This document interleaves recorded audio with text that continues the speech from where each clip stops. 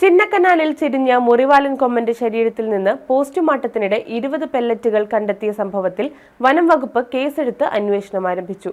വ്യാജ തോക്കുകളും 12 ബോർ തോക്കുകളും കൈവശം വെച്ചിരുന്നവരെ കേന്ദ്രീകരിച്ചാണ് അന്വേഷണം പുരോഗമിക്കുന്നത്.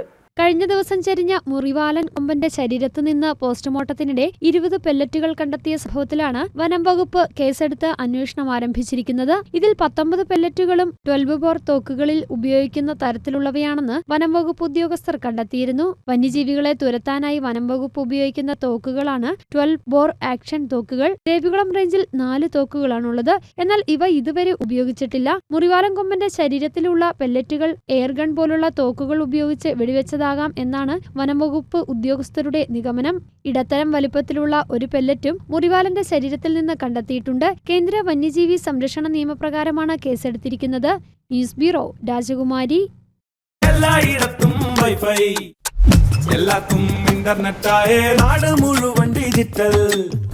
നാട്ടാരെല്ലാം ബ്രൗസിംഗിലാണ്. എന്നാ സ്പീഡാ കേരള വിഷൻ. എല്ലാവർക്കും ഇന്റർനെറ്റ്, എല്ലായിടത്തും നെറ്റ്. കേരള വിഷൻ നവകേരള പ്ലാൻ വെറും 199 രൂപയ്ക്ക്.